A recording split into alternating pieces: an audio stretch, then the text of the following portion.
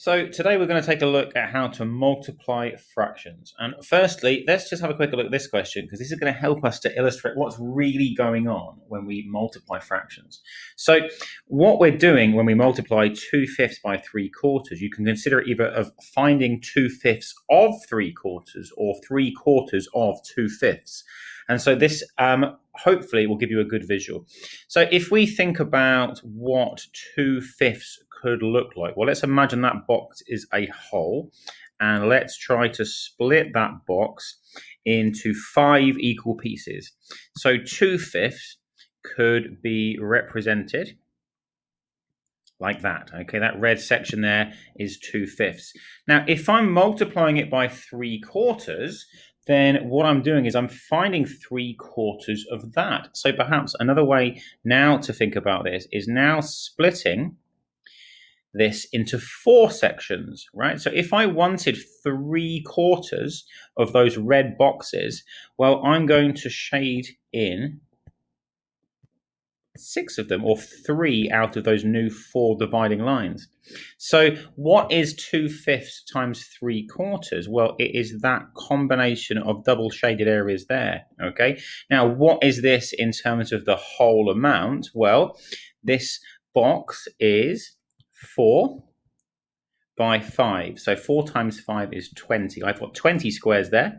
6 are shaded in. So it is 6 out of 20, which of course can be simplified to 3 out of 10. Now, we don't have to go through this box method every time we multiply fractions together, because all we need to do is multiply the numerators together, that's the top pieces, and the denominators together, that's the lower pieces. So 2 times 3 is 6, and 5 times 4 is 20. So you can see where this 6 over 20 is coming from with a simple multiplication, and again, we can simplify to 3/10.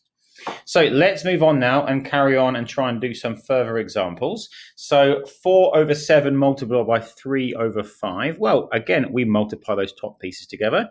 We're going to have 12 over 35. Now, from there, we can look to simplify. And in this case, we don't have anything that goes into 35 and 12. They've got no similar factors. So therefore, we can leave it as it is.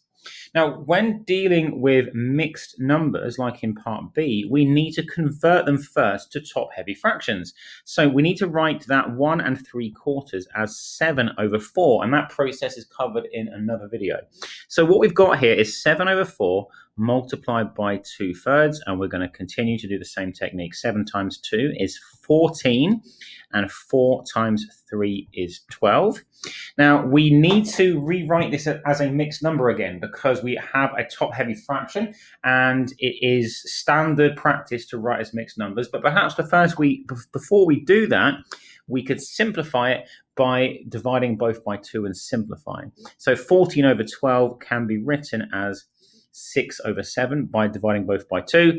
And now we can write that as 1 and 1/6.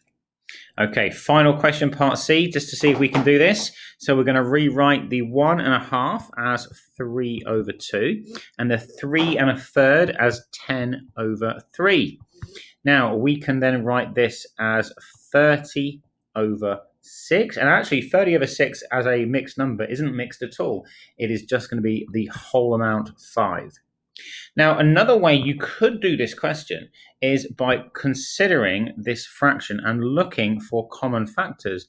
3 and 3 can kind of cancel out. 3 divided by 3 is just 1. So therefore, what we're left with here is just 10 over 2, which again is 5. So if you like that technique, you could use that as well when multiplying fractions.